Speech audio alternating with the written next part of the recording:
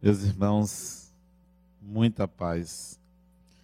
Desde jovem, eu sempre tive curiosidade de saber como funcionava a mente humana.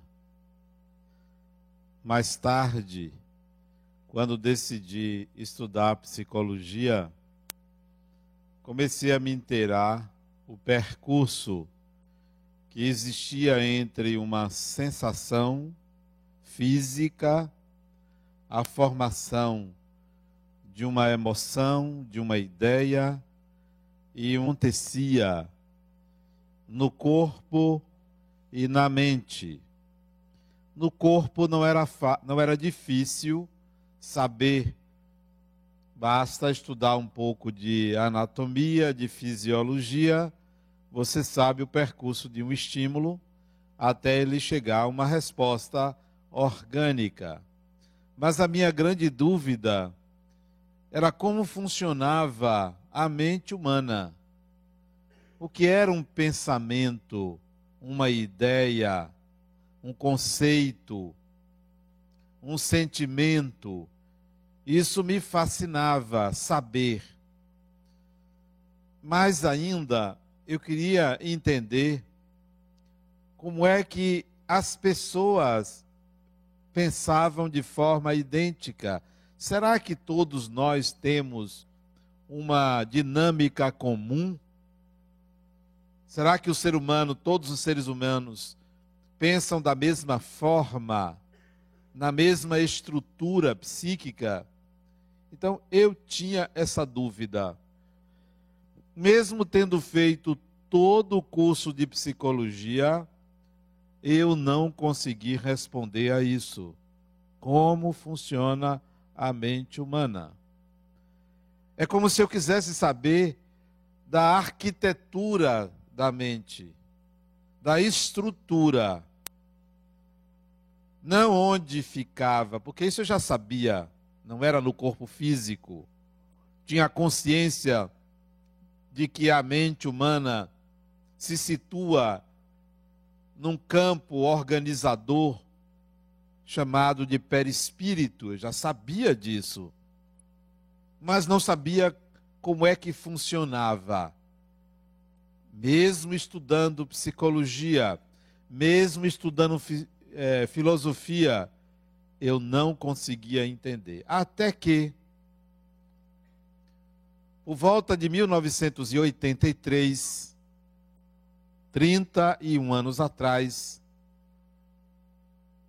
eu comecei a estudar uma psicologia diferente, que é mais uma psicologia arqueológica do que uma psicologia do comportamento. Eu comecei a estudar em 1983 a psicologia analítica ou psicologia, e um livro que eu li e eu disse, é isso que eu preciso conhecer. E a partir dali comecei a estudar psicologia junguiana. Aí sim que eu fui entender como funciona a mente humana. Como entender por que uma pessoa pensa dessa ou daquela forma. Comecei a entender por que uma pessoa responde a uma atitude de outra. O percurso que vai da imagem ou do estímulo externo pela mente e como ele volta. No que ele toca, o pensamento aciona, como ele se reorganiza. Tudo isso eu fui entender estudando psicologia analítica. Pois bem, numa parte da estrutura da mente humana, é a parte talvez mais importante, é que eu fui entender que esta parte, a mais importante, não é a fundamental para a formulação de uma ideia.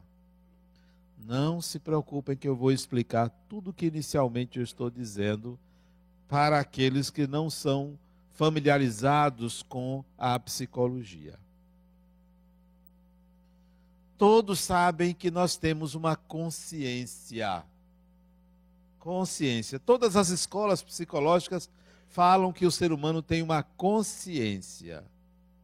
Esta consciência é uma espécie de campo onde se situam as informações que nós detemos sobre as coisas, sobre os processos, sobre as pessoas. Uma consciência. Estudando esta parte da mente chamada consciência, dá para perceber que todas as informações que nós adquirimos ali não permanecem. Por quê? Porque esquecemos, não retemos, não atribuímos tanto valor, esquecemos, aquilo entra na consciência e desaparece. Às vezes, com um certo esforço, você consegue recuperar algo que ali esteve, saiu e você traz de volta por uma função chamada memória. Você traz de volta. Mas a grande maioria das informações você perde, você esquece, você não traz de volta. Por exemplo, todos os 365 dias de 2013, ano passado, você se alimentou. Eu pergunto, alguém se lembra do que comeu? Exatamente como comeu? Uma ou outra pessoa numa data especial. Mas essa informação é perdida, sai da consciência por não ser relevante, por não entrar na formação de processos, de conceitos, de ideias, de sentimentos. Então, você esquece. A consciência, portanto, é um campo onde as informações chegam e saem. Algumas ficam. Uma parte desta consciência, você sabe de você. Você se referencia, dá um nome, entende as coisas, se mostra às pessoas. E essa parte da consciência, todo mundo sabe de você. Dessa parte, todo mundo sabe o que você sabe nesta parte. Mas tem uma outra parte da consciência que só você sabe de você e ninguém sabe. São seus segredos.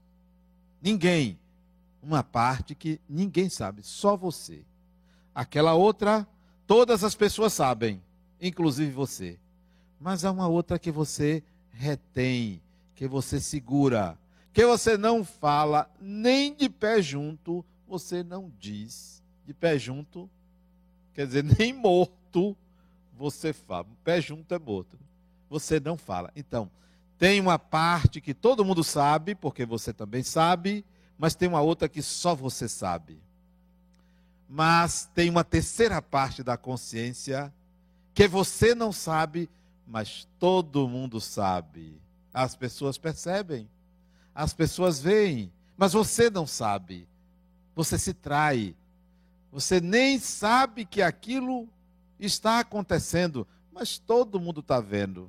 Você não vê suas costas. Você não vê certas reações que surgem como um preconceito, mas as pessoas veem que aquilo é um preconceito. Então, tem uma parte da consciência que você sabe e todo mundo sabe. Tem uma outra parte da consciência que só você sabe e ninguém sabe. Tem uma terceira parte da consciência que você não sabe que você é assim, mas todo mundo percebe. Tudo isso é consciência. Mas tem uma quarta parte da consciência que você é e você não sabe e ninguém sabe. É a parte mais profunda da consciência, sem falar em inconsciente. Eu estou falando de consciência. De consciência. Consciência é aquilo são aquelas informações que têm luz, luminosidade, que vêm à tona, que são reguladas por um sistema de associação, por similaridade de conteúdo e por similaridade emocional. Portanto, vocêzinho, como euzinho, tem uma parte de você que você desconhece e que ninguém sabe. Esta parte é talvez a parte mais importante a ser conhecida. É aquilo que você não sabe de você, mas que você é. É aquilo que você é e também ninguém sabe. Como você ter uma coisa sua que ninguém sabe, mas que é sua. Isto é como uma joia valiosíssima que alguém lhe deu e você perdeu. Você não sabe onde está. Você se lembra vagamente que tem e tenta procurar. Não se lembra nem mais o formato, mas você se lembra que alguém, sua avó, seu avô, seu bisavó lhe deu, mas você perdeu. É algo dourado. É preciso ir atrás. Como é a questão? É a questão. Mas esta é a parte da consciência. Vamos à outra parte da nossa mente. In quer dizer não. É um prefixo, é um nome que não traduz adequadamente essa parte da mente. Então, vamos chamar de inconsciente. Mas vocês poderiam chamar de biblioteca de experiências. Biblioteca de imagens. Grande internet psíquica. Vocês podiam chamar o que é conhecido com o nome de inconsciente. Então, na sua mente, na mente de todo mundo, tem uma biblioteca de imagens carregadas de emoções, de história, de conteúdos. Este inconsciente nunca passou por essa consciência atual. Este inconsciente a que me refiro é algo seu que vem das suas experiências de vidas passadas, de muitas vidas. Vidas como homem, vidas como mulher, vidas como africano, asiático, europeu, americano. Vidas, muitas vidas estão no inconsciente. E aí vocês podem perguntar assim, mas qual é o tamanho? Se a consciência é consciente, eu dividiria em 8, mas eu vou ficar só numa divisão, dada a complexidade da questão, em 8 partes. Mas vou dividir em 2, quer dizer, vou dividir uma vez em 2 partes. Um inconsciente que contém essas imagens, oriundas de suas experiências em várias encarnações, e uma outra parte, uma outra biblioteca que vem das experiências que nós tivemos desde a geração divina, passando pelas formas vegetais, passando pelas formas animais. Isso gerou dentro de nós, da nossa mente, uma estrutura do inconsciente. Então, há um inconsciente profundo, numa linguagem junguiana, um inconsciente coletivo, e há um inconsciente pessoal que eu estou associando à reencarnação. Não é possível entender o comportamento humano sem associar a reencarnação. Eu desafio qualquer cientista, psicólogo, neuropsicólogo ou qualquer outro profissional a justificar o comportamento humano simplesmente pelos atos reflexos ou pelo organismo da vida atual. Não é possível. É algo completamente absurdo se pensar. Esbarra-se numa série de vazios. O comportamento humano só se justifica pela reencarnação, pelo inconsciente. Bom, se a consciência de onde você é, mas não sabe que é, o inconsciente é a matriz principal do seu comportamento. E vou dizer por quê. Quando você tem vontade de fazer uma coisa, vontade, que não seja uma atitude de subsistência, como, por exemplo, você tem vontade de ajudar uma pessoa. Vontade. Você vai passando na rua, a pessoa não consegue estacionar e a vaga dá para 2 carros. Aí você, condoído ou condoída pela cegueira do outro, você tem vontade de parar o carro para ir orientar a pessoa. De onde vem essa vontade? O estômago? Não. Ela vem do seu pulmão? Não. Ela não é orgânica, é uma vontade. Vontade é a palavra que define uma energia posterior ao impulso do espírito. O espírito tem um impulso, impulso para. Esse impulso para se transforma em vontade de determinada ação. Essa vontade de significa que o impulso passou pelo inconsciente e transformou-se em vontade de. O que era simplesmente impulso para ação transformou-se numa vontade determinada, específica. Essa vontade determinada, específica, é o impulso original que passa pelo inconsciente. É o inconsciente que filtra, formata a ação. Bom, agora resta saber, eu tive a vontade, o que é que eu faço? Agora é que entra a consciência.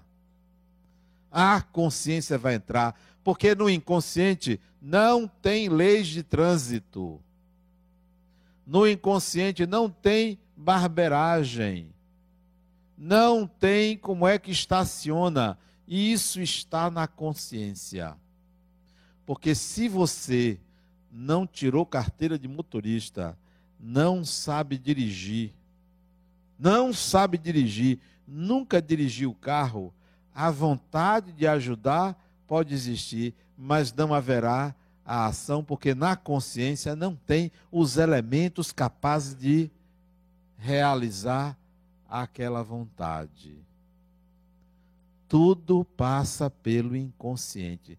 Se no inconsciente da vida passada, gerado pela vida passada, consta que você foi militar.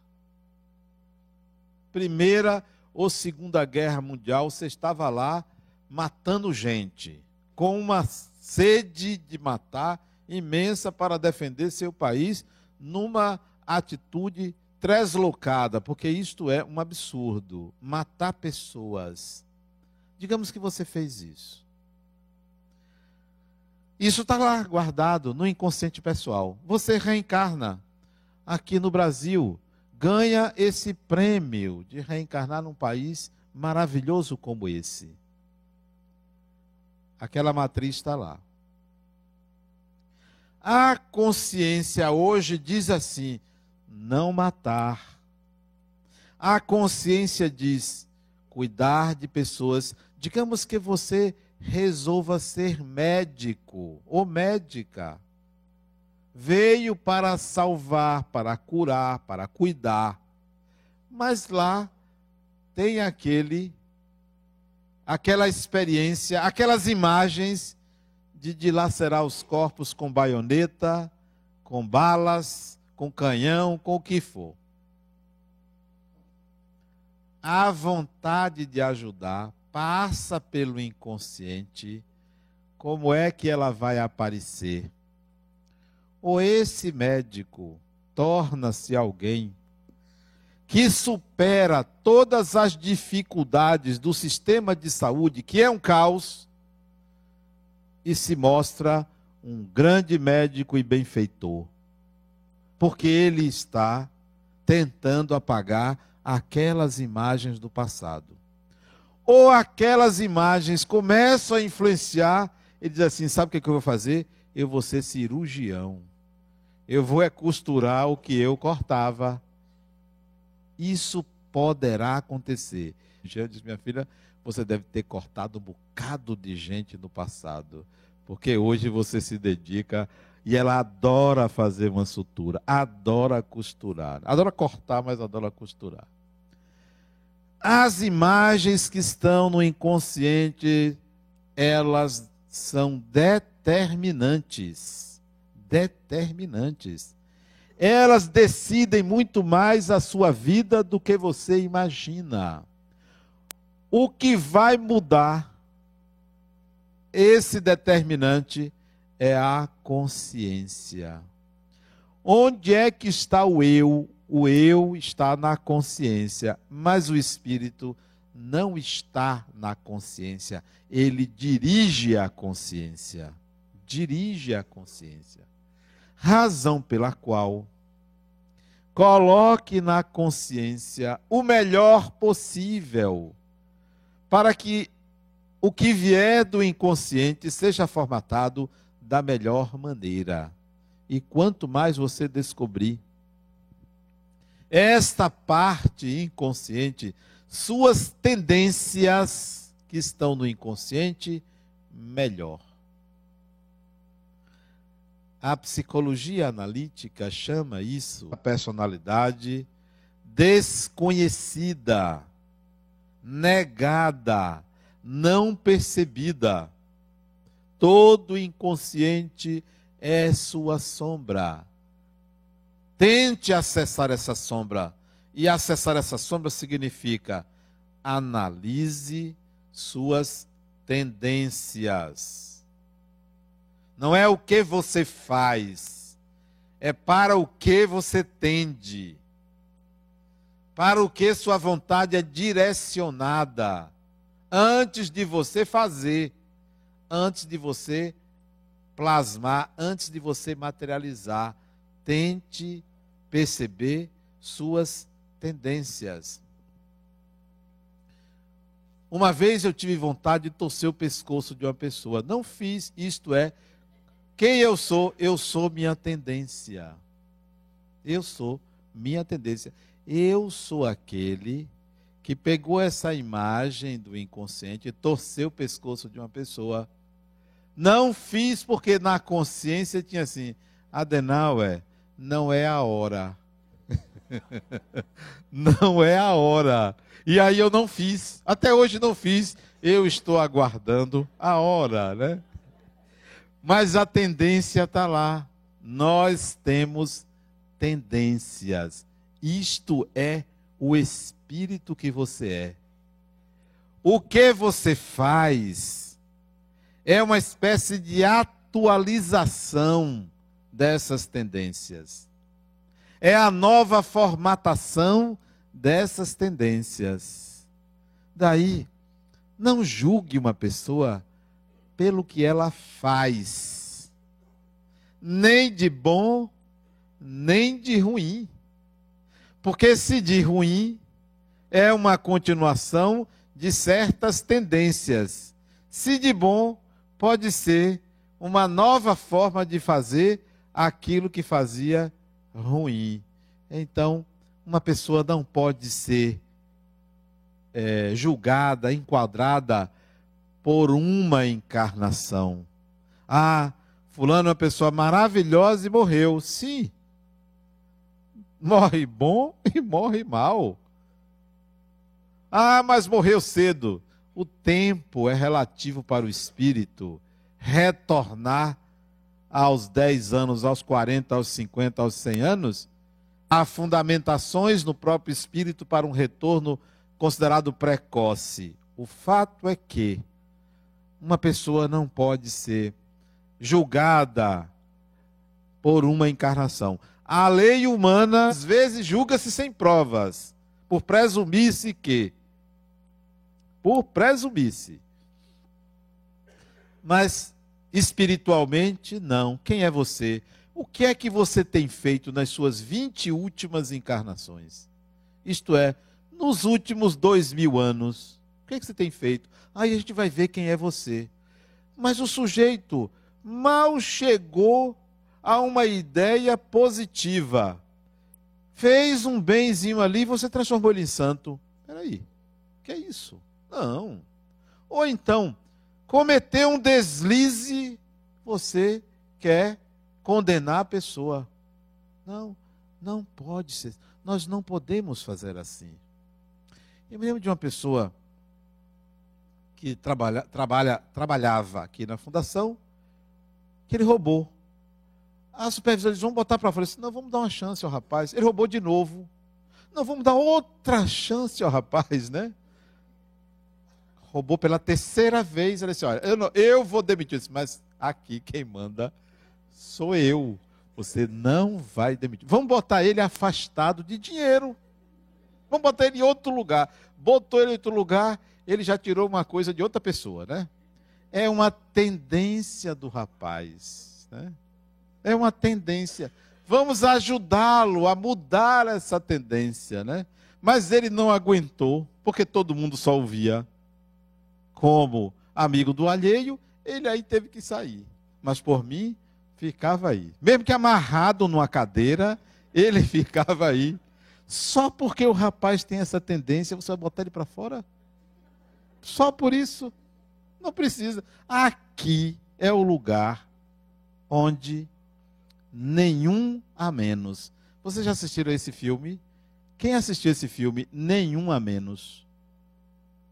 Assistam esse filme, vocês vão entender por que eu estou colocando isso. É um filme chinês, nenhum a menos. É a história de uma garota. Eu vou contar só o final. É a história de uma garota que ela tem que contar o final. Mas assistam, é a história de uma garota que a professora sai e deixa ela para tomar conta da classe. Uma menina, se eu não me engano, de 12 anos de idade. Vai tomar conta de uma classe de crianças pequenas. E uma dessas crianças foge. E ela vai atrás desta alunazinha, dessa ovelha. Consoante aquela frase de Jesus, nenhuma das ovelhas do Pai será perdida. Então, nenhum a menos. Mas vamos voltar às tendências. O seu inconsciente tem tendências. Tendências que estão na sombra. Tendências boas, tendências negativas. E tente enxergar. Porque a maior parte das imagens do inconsciente é constituído de coisas boas. O que nós chamamos de sombra dourada, ou sombra áurea, ou sombra luminosa. Aquela parte da consciência, como um diamante que você não sabe como é, que joia é aquela, precisa ser resgatada, precisa ser recuperada. Aquela parte do inconsciente, aquelas tendências que você tem, que foram alicerçadas, que foram construídas ao longo das encarnações, você precisa ter consciência e utilizar. Alguns anos atrás, acho que minha filha tinha 16 anos, ela disse, meu pai, eu quero que você me ensine a dirigir. Eu disse, tá bom. Aí peguei ela, isso tem, acho que uns 12 anos atrás, acho que ela tem 28. Vamos. Aí eu levei ali na Pituba. Parei o carro no meio da rua e pedi ela para passar para o motorista. Nunca tinha pego no carro. Eu disse, minha filha, pode sentar aí. Meu pai, mas eu não sei o que fazer. Eu lhe digo, e você já sabe. Pode ter certeza que você sabe dirigir. Eu estou aqui e você já sabe. Ligue o carro, passe a marcha, primeira para frente, segunda também para frente, terceira, quarta ré para trás, vamos embora dirigir. Ela começou a dirigir naquele dia em pleno trânsito, demonstrando a total irresponsabilidade do pai. Porque é uma tendência minha a irresponsabilidade. E ela aprendeu a dirigir assim. E nunca mais esqueceu. Porque eu retirei dela a capacidade de. Estava lá, mas ela não enxergava. E eu enxergava. E outras coisas que você pode enxergar nas pessoas, porque muitos de nós, muitos mesmo, ou a grande maioria, nos autossabotamos por conta da cultura, por conta da rigidez, de regras absurdas que tolhem a liberdade do espírito. Essa é a sombra dourada. Você pode, você é capaz, você consegue, porque você tem nas costas muitas encarnações. Muita gente vive hoje em berço esplêndido, descansando, por conta da ideia de que tem baixa estima. Porque fica se mirando em outras pessoas, não são capazes de enxergar as suas habilidades. Sim, você pode, tente, não conseguiu, tente de novo. Não entenda o fracasso como uma falha de caráter, mas como uma deficiência de estratégia. Sim, você pode muita coisa, mas muita coisa mesmo. Experimente fazer. Não estou falando só em dirigir carro, não. Em muita coisa na vida. A gente sucumbe à sombra. Ah, não. Eu não vou fazer esse concurso porque eu vou deixar para o ano que vem, tá? Né? Eu ia começar, mas logo vou ter que interromper. Aí passa a Copa do Mundo. Não, agora não dá mais tempo. No ano que vem eu começo. Ah, mas o carnaval esse ano vai ser em fevereiro? Eu começo depois do carnaval. Depois do carnaval, resultado. Os anos passam e a pessoa não começa.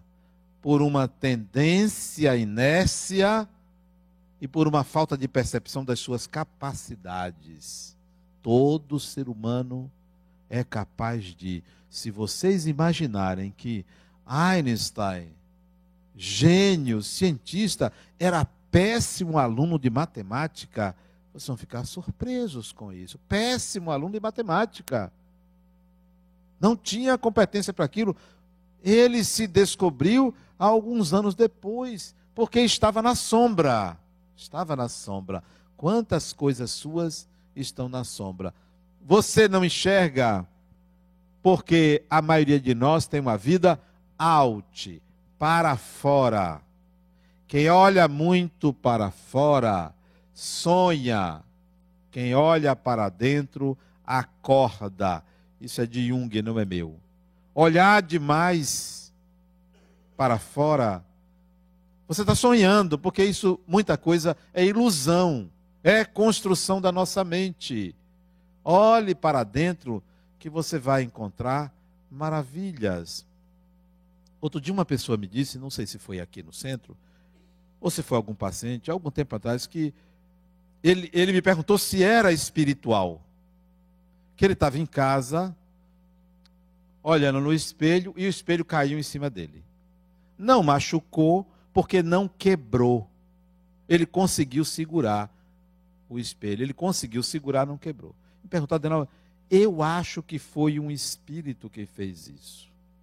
Eu disse, não, isso é para derrubar sua vaidade. Fica olhando demais para o espelho.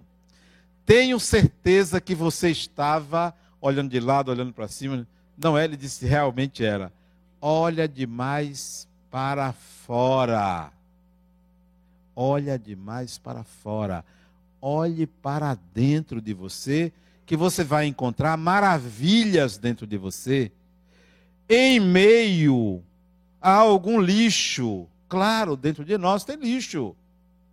Em meio a algumas coisas negativas. Mas lá no inconsciente tem muita coisa que você já fez, já viveu, já construiu, já percebeu, está ali guardado. Até porque a cultura lhe ensinou a dizer assim, não, que nada, você é o que você aprendeu desde que você nasceu. Isto anula o desejo a intenção de olhar mais para trás. Não, quem sou eu? Nasci numa favela, não posso ser grande coisa. Ou estudei só em escola ruim. Se impregnando dessas ideias, ou então dizendo assim, não, a vida começa no nascimento. Você começa a acreditar nisso. Resultado, você coloca uma pá de cal em muitas habilidades, limitando-se, autolimitando-se. Não, vamos buscar. Eu sou capaz. Não tem idade para isso. Ah, mas eu já estou velho, já estou velha. Não, pode estar no corpo, porque o corpo envelhece. Porque o corpo envelhece e tem que envelhecer. Só que o espírito não envelhece. Ele amadurece, mas não envelhece. Então, vá buscar no espírito que é você. Não acredite em quem diga que você nasceu tábula rasa, isto é, em branco, e aprendeu tudo desde a sua infância. Vá buscar mais.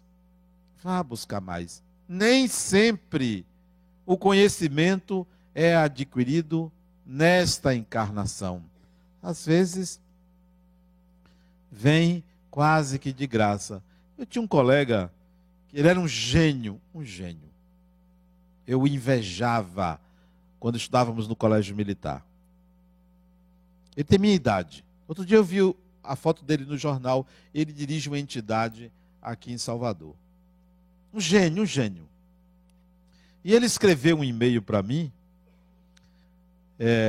um convite. Ele, rapaz, você continua o gênio da adolescência. Desde adolescente eu o conheci com 12 anos de idade, quando entrei no colégio militar. Gênio. Ele às vezes estava conversando com a gente via que ele rimava as palavras. Saía espontaneamente. Um poeta trouxe de vidas passadas. Quantas coisas você tem aí dentro e você não explora, e você não permite que desabroche, porque fica preocupado ou preocupada com o dia de amanhã. Numa ansiedade, a ansiedade é um veneno. É um veneno a ansiedade. É um prejuízo ao ser humano a ansiedade. Ansiedade porque vai morrer. Ansiedade, vai morrer daqui a não sei quantos anos, mas já fica ansioso. Ansiedade porque amanhã vai viajar. Ansiedade porque vai receber alguém em casa. Ansiedade porque tem uma prova. Ansiedade porque vai namorar. Ansiedade por causa disso. Relaxe. Relaxe. Se vai morrer, morra com dignidade. Que nem Emmanuel disse a Chico, né? Lá no avião. Vai morrer com dignidade. Que é isso? Que besteira é essa? Trago você. Né? Igual meu pai chegou para mim antes dele desencarnar, meu filho, eu vou morrer. Eu disse, meu pai, você vai morrer mesmo. Claro. Quer dizer, não vai não. Vai sim. A outra me pediu para visitar a mãe dela. Eu disse, olha, eu vou visitar. Mas minhas visitas, às vezes, desencarnam a pessoa. Eu vou logo dizendo, você quer que eu visite? Se quero, porque eu quero que ela desencarne. Eu disse, então eu vou lá. Nem ela desencarnou, nem atendeu o desejo da filha. Não desencarnou, está lá vivinha. Não deixe de ansiedade. Deixe de ansiedade. Faça as coisas com o ritmo da vida. O ritmo da vida é como o vento da nossa cidade, é suave. De vez em quando tem uma turbulência, mas é suave. O ritmo da vida não é essa pressa toda. Vá em busca desse manancial de saber que você tem, porque a indústria tem 300 anos, 200 anos a indústria. Primeira máquina humana fabricada pelo ser humano, acho que tem 200 anos, 1800 e pouco. 200 anos. Então, todos nós já trabalhamos com as mãos, em manufaturas, na terra. Conhecemos os números, conhecemos os astros, e a gente fica se limitando a se achar inferior. Outra coisa, a tecnologia atual é um ganho para o espírito.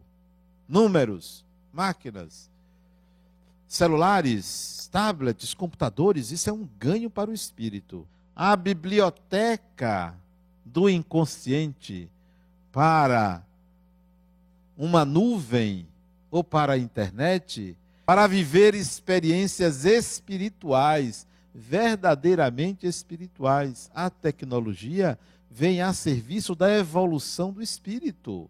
Não abominem a tecnologia. Aliás, a vida material vem a serviço da evolução do espírito.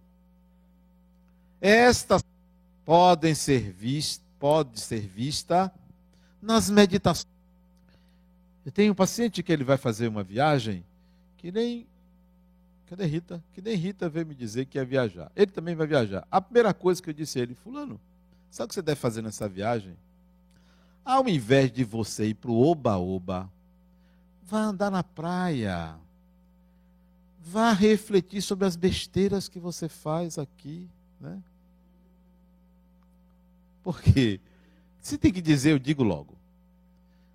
Essas tendências você vai perceber nas suas reflexões sobre você. Reserve um tempo para você, mas as pessoas não conseguem ficar sozinhas consigo mesmo porque não se aguentam. Tem que sair com alguém, tem que estar junto de alguém, tem que ligar para alguém, tem que estar conectado à televisão, porque não se suportam. Não se suportam. São tão ruins que não se suportam. Fique um tempo com você, se aguente um pouco, pelo menos 1 hora por dia, se aguente, para você olhar para você, não ficar só olhando para fora, você vai enxergar as tendências do inconsciente. Aquele lado que você, da consciência, aquelas 4 partes, o que você é, que todo mundo sabe que você é, o que você é e que ninguém sabe que você é, o que você é e que você não sabe, mas que os outros sabem, o que você é que você não sabe nem ninguém sabe. Essas 4 áreas, para você diminuir a quantidade de características sobre você que você desconhece, comece a buscar feedback. Comece a buscar feedback. Outro dia, uma garota chegou assim: Adenal, minha mãe está sem falar comigo por sua causa. Eu disse: mas por quê? Você foi dizer a ela para ela me perguntar o que eu achava dela. Eu fui dizer, ela não fala comigo, né? Então, vá buscar feedback, mas se prepare para ouvir coisas que você nunca ouviu e não se magoe com a pessoa. Agora, se a pessoa disser: não, você é uma pessoa ótima, está mentindo. Está mentindo. Está passando a mão na sua cabeça. Não tem ninguém que não tenha defeitos, fragilidades, incapacidades. Todo mundo tem. Então, vá buscar feedback. Pergunte. Mas se você não encontrar ninguém disposto a dizer isso, faça o seguinte: se lembre das pessoas que não gostam de você e por quê? Elas eram sinceras. Não adianta você dizer que a culpa é desta pessoa, que você não é assim. Ela viu o que você não vê e teve coragem de dizer. Então é uma forma de você conhecer algo que os outros veem e você não vê. Feedback e se lembrando de quem não gosta de você, do porquê não gosta. E aquela parte que nem você sabe, nem ninguém vê, como é que você vai buscar esta parte? Faça o seguinte exercício.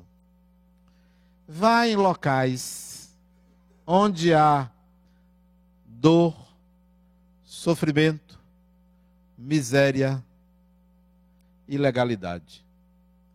E ofereça. Não é no bem bom da sua casa, das proteções da vida, é onde está a miséria humana que você descobre esse lado escuro. E se você tiver vontade de ajudar, você vai revelar o anjo que mora em você. Muita paz.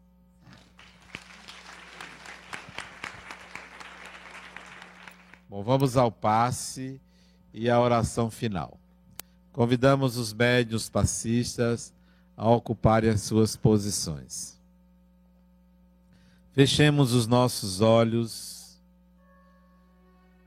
façamos uma oração, olhando para a intimidade da nossa alma e reconhecendo o quanto nós somos capazes, somos representantes de Deus. Temos muitas experiências acumuladas.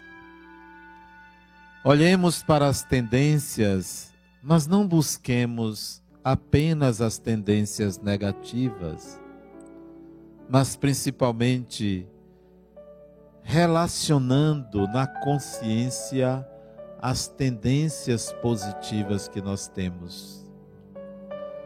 Apostemos que somos capazes de materializar na consciência formas de fazer as coisas melhores, formas adequadas, estratégias que venham trazer benefícios, estratégias que provoquem harmonia,